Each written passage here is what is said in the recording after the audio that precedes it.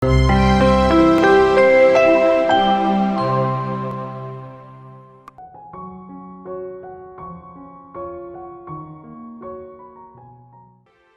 লক্ষ্মণ ও সীতা দেবীর দর্শন পেল।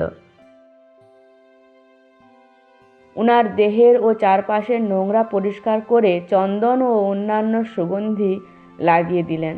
হরে কৃষ্ণা। শ্রী শ্রী জগন্নাথ দেবের মন্দির পুরীধামে অবস্থিত।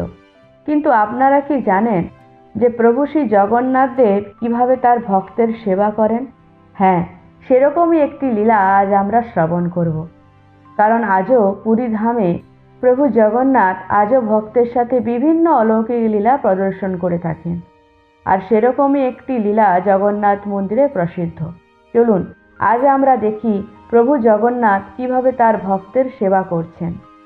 একসময় পুরীধামে রঘুদাস নামে ভগবান শ্রী রামচন্দ্রের একজন মহান ভক্ত ছিল। সে শ্রী জগন্নাথ মন্দিরের সিংহদুয়ারের কাছেই থাকত।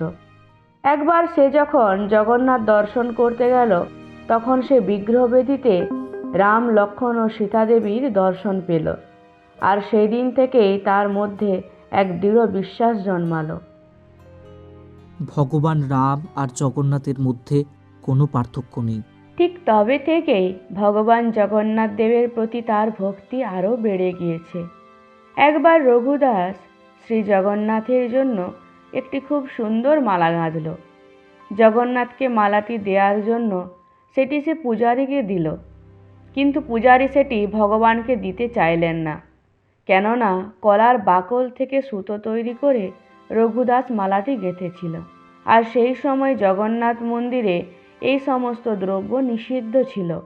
তাই এই মালাটি পূজারী জগন্নাথ দেবকে পরাতে অস্বীকার করলেন। এই মালা মূর্তিতে দেওয়া যাবে না। এই শুনে রঘুদাস খুব দুঃখ পেলেন, কারণ রঘুদাস এই মালাটি অত্যন্ত প্রীতি সহকারে ভালোবেসে তৈরি করেছিলেন। তাই মন খারাপ করে মন্দির থেকে বাইরে চলে এলেন। ভগবান জগন্নাথ তার ভক্তের ভালোবাসা স্বচক্ষে দেখতে পেলেন এবং তার দুঃখ বেশিক্ষণ সইতে পারলেন না। সেই দিন সন্ধ্যায় পূজারী সন্ধ্যা আরতি সমাপন করলেন। ভগবান শয়নে যাওয়ার পূর্বে পূজারীরা তাকে একটি বিশেষ বেশ পরান, যাকে বলা হয় বড় সিংহার বেশ। সেই দিন এইভাবে বেশ পরাবার পর পূজারী ভগবানের শ্রীঅঙ্গ ফুল দিয়ে সাজাতে শুরু করলেন। আর তখনই ঘটল এক আশ্চর্য ঘটনা।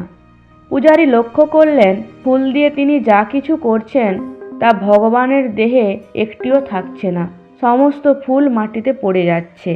পূজারী ফুলের শৃঙ্গার করতে অসমর্থ হলেন। এই দেখে সমস্ত পূজারীরা খুবই চিন্তায় পড়ে গেলেন। নিশ্চয়ই আমার কিছু ভুল হয়েছে, তাই এমনটা হচ্ছে। তখন সকল পূজারী মিলে ঠিক করলেন, যতক্ষণ জগন্নাথ দেব দর্শন দিয়ে আমাদের ভুল না বলবেন, ততক্ষণ আমরা কোনো পূজারী জলগ্রহণ করব না। পূজারীদের প্রতিজ্ঞা দেখে জগন্নাথ দেব তুষ্ট হলেন এবং মুখ্য পূজারীকে স্বপ্নে দর্শন দিয়ে জগন্নাথ দেব ক্রোধের সাথে বললেন, ওহে মূর্খ, আমার পরম ভক্ত রঘুদাস আমার মূর্তিতে পরানোর জন্য একটি মালা নিয়ে এসেছিল। তুমি মালা পরাতে অস্বীকার করে প্রেম আর ভক্তির অপমান করেছ। ওই ভক্ত অন্ন জল গ্রহণ করেনি, সে ক্ষুধার্ত অবস্থায় রয়েছে। এমন অবস্থায় আমি কি করে সাজব, কি করে খাদ্য গ্রহণ করব? তৎক্ষণাৎ প্রধান পূজারী জেগে উঠলেন এবং অন্যান্য পূজারীদেরকে সমস্ত কথা জানালেন। তখন তারা সকলে রঘুদাসের কাছে গেলেন, তাদের অপরাধ স্বীকার করলেন এবং শ্রী জগন্নাথ দেবকে রঘুদাসের তৈরি মালা অর্পণ করলেন। রঘুদাস অত্যন্ত খুশি হলেন এই শুনে। ভগবান এত করুণাময়, তিনি স্বয়ং তার মালা গ্রহণের জন্য অপেক্ষা করছেন।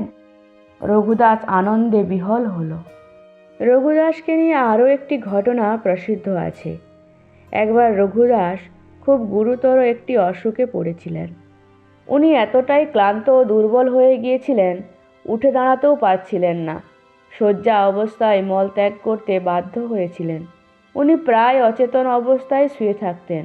ঠিক তখনই একটা ছোট বালক ওখানে এলো। উনার দেহের ও চারপাশের নোংরা পরিষ্কার করে চন্দন ও অন্যান্য সুগন্ধি লাগিয়ে দিলেন। কিছুদিন পর যখন রঘুদাসের চেতনা ফিরে এলো তখন তিনি বুঝতে পারলেন ওই বালক কোনো সাধারণ বালক নয়, উনি স্বয়ং ভগবান শ্রী জগন্নাথ দেব। রঘুদাস অশ্রুপূর্ণ স্বরে বললেন, হে প্রভু, আপনি আমার মতো নগণ্য প্রাণীর সেবা করে আমাকে পাপী বানিয়ে দিলেন। আপনি চাইলেই তো আমায় নীরব করতে পারতেন, কিন্তু আপনি আমার সেবা কেন করলেন?